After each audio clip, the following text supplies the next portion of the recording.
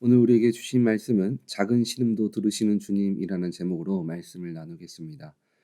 본문은 하나님의 예언에 따라 바벨론을 통한 멸망을 말하신 가운데 실제로 바벨론이 예루살렘을 포위하고 있는 상태에서 예루살렘과 시드기야의 운명에 대한 예언을 다시 한번 이야기해 주고 있습니다.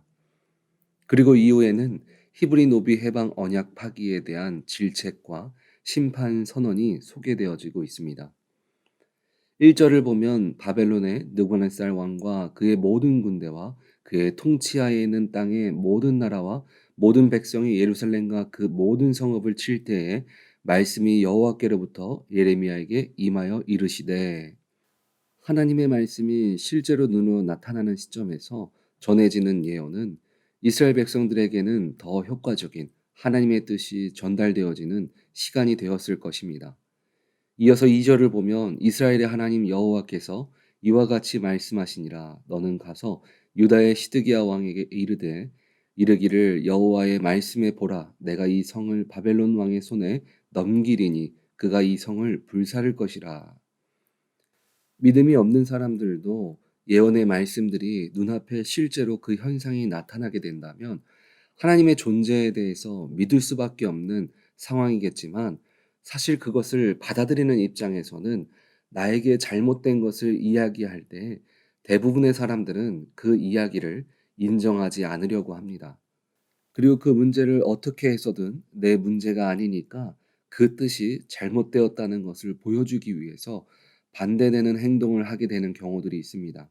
그 모습이 바로 오늘 멸망의 예언을 들은 시드기야 왕의 모습입니다. 몇 번의 경고 속에서도 그는 예레미야가 전한 하나님의 말씀을 하나님의 뜻으로 받아들이지 않고 그는 애굽과 동맹을 통하여 바벨론을 대적하려 했습니다. 그런 시드기야에게 주님은 이렇게 말씀하고 계십니다. 3절을 보면 내가 그의 손에서 벗어나지 못하고 반드시 사로잡혀 그의 손에 넘겨져 내 눈을 바벨론 왕의 눈을 볼 것이며 그의 입은 내 입을 마주대하여 말할 것이요 너는 바벨론으로 가리라.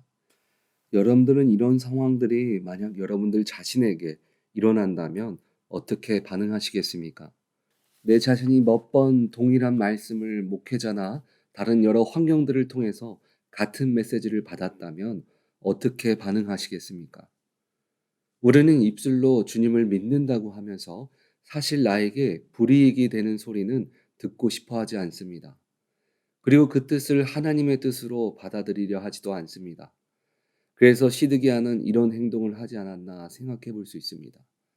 그러나 하나님의 말씀인가 아닌가 고민하는 그때에 주님은 한 번 스쳐가는 일하심으로 우리들에게 보여주시는 것이 아니라 몇 번이고 하나님의 일하심과 메시지들을 깨달을 수 있도록 여러 모습으로 동일한 말씀을 전달해 주고 계시다는 것을 우리는 예레미야의 예언을 통해서 계속해서 우리는 볼 수가 있습니다.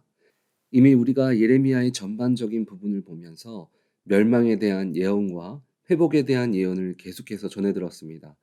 그리고 오늘은 실제로 바벨론이 나라를 포위하고 있는 상태이고, 그리고 또 그 현상이 나타나는 것 중 하나가 7절을 보면 그때 바벨론의 왕의 군대가 예루살렘과 유다에 남은 모든 성읍들을 쳤으니 곧 라기스와 아세가라 유다의 견고한 성읍 중에 이것들만 남았음이더라. 라기스와 아세가 두 성읍 모두는 예루살렘의 남서쪽에 위치한 요새들입니다. 이처럼 남서쪽에 위치한 성읍들, 그것도 단 두 곳만이 남아있다는 사실은 바벨론의 공격 경로하에 있었던 모든 성읍들이 다 정령되었다는 사실과 함께 이 성읍들 또한 금방이라도 정령될 위기 상황 아래에 놓여 있다는 사실을 잘 보여주고 있습니다. 이미 주님은 주요 성읍 두 곳만 빼고 점령되어지는 모습을 통해서 나에게 말씀하신 하나님의 뜻이 정말 나에게 주신 말씀이라는 것을 깨달을 수 있는 사건이었지만, 아직도 주님이 이렇게 예레미야를 통해서 말을 전달한다는 것은 시드기야 왕은 주님의 말씀을 받아들일 마음의 준비가 되어 있지 않다는 것을 우리는 알 수 있습니다. 그리고 시드기야 왕과 이스라엘 사람들의 상태는 하나님 앞에 언약을 맺은 것까지도 지키지 못하는 모습들을 보여주고 있습니다. 11절을 보면 후에 그들의 뜻이 변하여 자유를 주었던 노비를 끌어다가 복종시켜 다시 노비로 삼았더라. 오늘 본문을 보면 하나님은 우리들에게 하셨던 작은 행동 하나하나를 모두 기억하시는 것들을 볼 수 있습니다.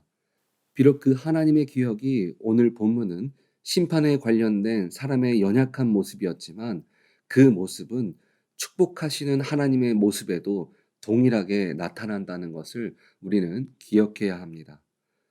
우리가 처음 믿음을 시작하고 기도를 시작하면서 주님께 서원하는 기도들을 할 때가 있습니다. 나의 문제가 해결되어지면, 그리고 은혜를 받고 주님, 내가 앞으로 믿음의 자녀로서 이렇게 살아가겠습니다 라고 고백하는 것들이 한 가지씩은 모두 다 갖고 계실 것입니다. 우리조차 기억하지 못하는 기도들을 하나님은 이스라엘 백성들의 고백과 그들의 연약한 모습을 기억하셨던 것처럼 그런 작은 기도 제목들도 하나씩 하나씩 모두 다 기억하고 계십니다. 그렇다면 주님은 우리의 어떤 기도를 듣고 계시는지 한번 나눠보도록 하겠습니다. 첫 번째는 주님은 절망 가운데 우리가 외치는 음성들을 듣고 계십니다. 출애굽하는 이스라엘 백성들이 실제로 애굽에 살면서 노예 생활을 시작하고 고통받게 된 시간은 애굽에서 생활한 400년의 시간 중에 140여 년의 시간밖에 되지 않습니다. 400년 중에 140년 하니까 짧게 느껴지지만 그 시간은 4대가 지나가는 것과 같은 그런 시간입니다. 그 가운데 하나님은 이스라엘의 고난이 시작되면서 긴 시간 동안 아무 일도 일어나지 않는 것을 보면서 주님 정말 내 음성을 들으시나 하는 생각을 가질 수도 있습니다.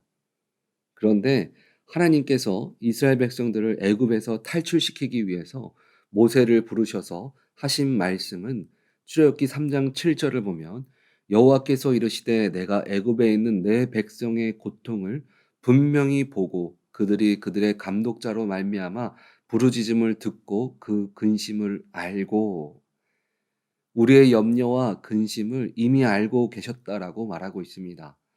당장 눈앞에 아무 일이 일어나지 않는다고 해서 내 마음에 주님의 위로가 있지 않다고 해서 하나님이 우리의 소리를 듣지 않는 것이 아닙니다.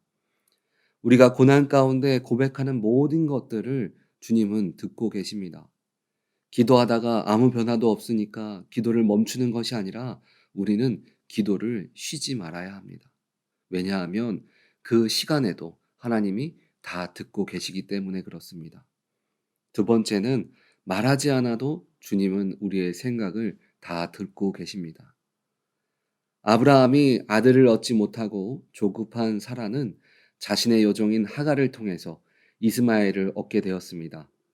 그런데 정작 본인이 이삭을 낳게 되자 이스마엘과 그 어머니인 종 하갈을 구박하며 남편 아브라함으로부터 자신의 자녀와 자식을 낳아준 하갈을 쫓아버리는 사건이 나옵니다. 그때 버림받아 광야길을 걸어가며 물이 떨어지고 죽어가는 자신의 처지 속에 아무 말 없이 하갈은 이스마엘을 보며 울고 또 이스마엘은 말도 못하는 어린아이가 목마름에 울부짖습니다. 그때 주님은 그들의 울부짖음을 들으시고 찾아가 주십니다. 창세기 21장 17절을 보면 하나님이 그 어린아이의 소리를 들으셨으므로 하나님의 사자가 하늘에서부터 하갈을 불러 이르시되 하갈아 무슨 일이냐 두려워하지 말라 하나님이 저기 있는 아이의 소리를 들으셨나니. 때로는 우리는 말주변이 없어서 무엇을 어떻게 기도해야 할지 모를 때도 있습니다. 무엇을 구하는 것이 하나님의 뜻인지 알지 못할 때도 있습니다. 그러나 오늘 갓난아이인 이스마엘과 하갈의 외침까지 들으시는 주님께서 우리의 눈물과 부르짖음만으로도 모든 것을 아시고 다 들으신다는 것입니다. 그리고 마지막은 주님은 우리의 고백대로 나아가기를 기다리고 계신다는 것입니다. 우리는 기도가 응답되어지면서 주님 앞에 어떻게 살겠습니다. 그리고 또 은혜를 받을 때 우리가 다짐하는 것들을 갖고 있습니다. 그것을 고백할 때만 해도 내가 마음이 급하니까, 내가 주님이 정말 이루어 주셨으면 좋겠으니까 하는 마음으로 고백했던 그 작은 모든 말들이 주님께서는 다 그 말씀들을 들으시고 우리가 그 모습대로 살아가기를 기다리고 계신다는 것입니다. 오늘 본문의 이스라엘 백성들이 하나님의 뜻이든 자신의 의지였던 그 그들이 히브리 노비들을 자유롭게 한 약속들을 그들이 스스로 지키지 못하고 다시 종으로 삼았을 때 주님은 그들이 자유를 주겠다는 마음을 중요하게 생각하셨습니다. 그리고 다짐하고 고백하는 것들을 주님은 들으시고 그 뜻대로 우리들이 살아가기를 중요하게 보시고 살아가기를 기다리고 계십니다. 우리가 고백하며 기도했던 것들이 때로는 잊어버릴 때가 있습니다. 그런데 주님은 문득 우리들에게 그 기도들을 기억하게 하시면서 그 기도대로 살아가게 만드실 때가 있습니다. 이런 모습들을 통해서 우리 주님은 우리의 작은 기도를 들으시고 그 뜻이 이루어질 수 있도록 일하고 계시다는 것을 우리는 알 수 있습니다. 우리의 작은 신음조차 들으시고 그 뜻대로 이루시며 살아가기를 원하신다는 것은 그만큼 주님이 우리들을 사랑하신다는 것입니다. 우리 오렌지아님께 성도님들은 우리의 작은 신음에도 응답하시며 뜻을 이루시는 주님의 사랑을 기억하면서 우리의 작은 고백 또한 주님은 귀하게 여기심을 믿음으로 우리가 선포하는 모든 것들이 주의 은혜 안에 모두 이루어지시기를 주님의 이름으로 축원드립니다. 아멘.